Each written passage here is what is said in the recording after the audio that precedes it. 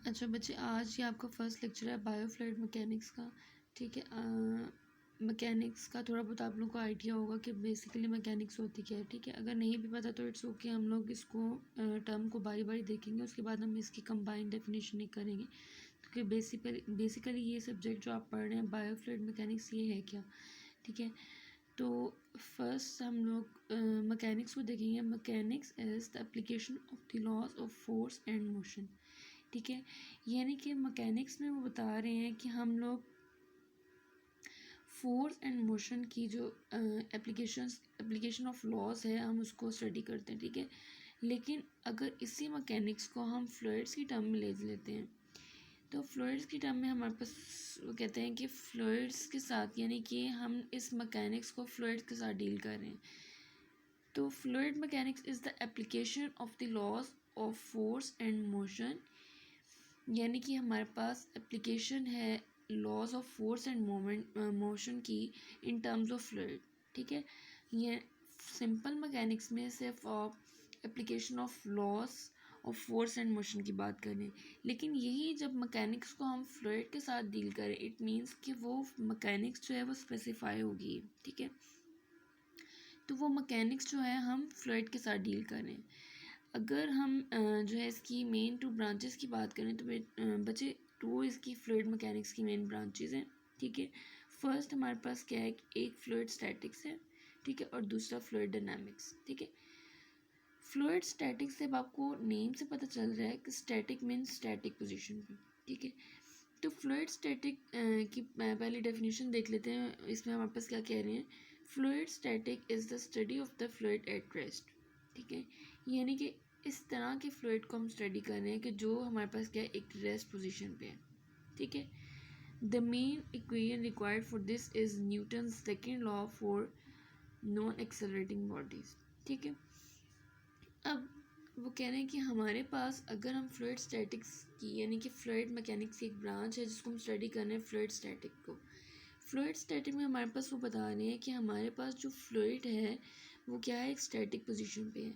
Means उसकी velocity with respect to time change नहीं हो रही, या हम लोग कह सकते हैं कि नॉन एक्सेलरेटिंग है। ठीक है ना, एक्सेलरेशन का आपको आइडिया है कि एक्सेलरेशन बेसिकली होता है change in velocity with respect to time. ठीक है, लेकिन हम इस फ्लूइड स्टैटिक्स में हम कह रहे हैं कि जो हमारे पास बॉडीज़ हैं वो नॉन एक्सेलरेटिंग है। ठीक है, नॉन एक्सेलरेटिंग इट मीन्स उनकी जो वेलोसिटी है with respect to time change नहीं हो रही। ठीक है, या हम कह सकते हैं कि कांस्टेंट जो है उनकी वेलोसिटी जो है हमारे पास टाइम के लिहाज से कोई भी एक्सेलरेशन जो है वो उनका कांस्टेंट है, या हम कह सकते हैं velocity with respect to time change नहीं हो रही। ठीक है, तो फ्लूइड को इस कंडीशन में या इस टाइप में स्टडी करने को हम कहते हैं कि फ्लूइड की हम जो ब्रांच है वो फ्लूइड स्टैटिक्स कहलाती है। ठीक है, जिसमें हम फ्लूइड को स्टैटिक पोजीशन पे डील कर रहे होते हैं। ठीक है, इसी तरह आप सेकंड में आज देखते हैं कि फ्लूइड डायनामिक्स। ठीक है, fluid dynamics is a study of the fluids in motion. The main equation required for this is Newton second law for accelerating bodies. ठीक है, दोनों में सेम हम लोग न्यूटन्स लॉ को अप्लाई करें, यानी कि force is equals to Newton second law हमारे पास क्या है, force is equals to M A. ठीक है, लेकिन यहाँ पे हम बात करें कि हमारे पास जो बॉडीज़ हैं वो क्या कर रही हैं, एक्सेलरेटिंग है। मीन्स उन बॉडीज़ की वेलोसिटी जो है विद रिस्पेक्ट टू टाइम क्या है, चेंज हो रही है। ठीक है, अच्छा अब जो हमारे पास नेक्स्ट है बायोफ्लूइड मैकेनिक्स। ठीक है, बायोफ्लूइड मैकेनिक्स से हमारे पास क्या है, biofluid mechanics is focused on how biological system interact with and or use liquid or gases for humans. This include obtaining and transporting the oxygen, blood, maintaining the body temperature and regulating the homeostasis। ठीक है, अब हमारे पास पिछली slides में हमने सिर्फ mechanics की definition देखी थी, उसके बाद हमने उस मैकेनिक्स को फ्लूइड के साथ डील किया था। ठीक है, लेकिन अब हम जो हमारा सब्जेक्ट है उसको हम देख रहे हैं कि बायोफ्लूइड मैकेनिक्स बेसिकली क्या है।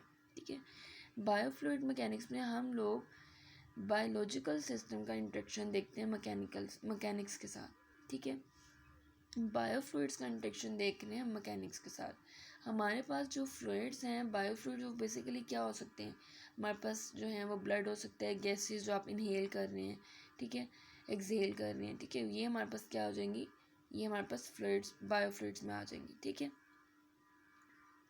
अच्छा बच्चे, अब यहाँ पे अब डेफिनेशन में आप देख रहे हैं, हमारे पास यहाँ बात कर रहे हैं कि ह्यूमन्स की बात कर रहे हैं, ह्यूमन में कह रहे हैं कि this include obtaining and transporting the oxygen, ठीक है, यानी कि बायोफ्लूइड मैकेनिज्म में वो बता रहे हैं कि इसमें हमारे पास क्या है कि हमने जो है वो ऑक्सीजन और ब्लड की ट्रांसपोर्टेशन करानी है, हमने बॉडी का टेम्परेचर मेंटेन करना है, ठीक है, वो हम बायोफ्लूइड मैकेनिक्स में स्टडी करते हैं। इसी तरह हमारे पास रेगुलेटिंग द होम्योस्टेसिस, ठीक है, होम्योस्टेसिस क्या है, यानी कि आपके बॉडी के जितने भी जो है प्रोसेस हो रहे हैं, केमिकल हो रहे हैं प्रोसेस, उन सबको आपने क्या करना है, मेंटेन करना है, ठीक है, स्टेबल रखना है, उनमें इक्विलिब्रियम रखना है, ठीक है, उसको हम बोलते हैं होम्योस्टेसिस।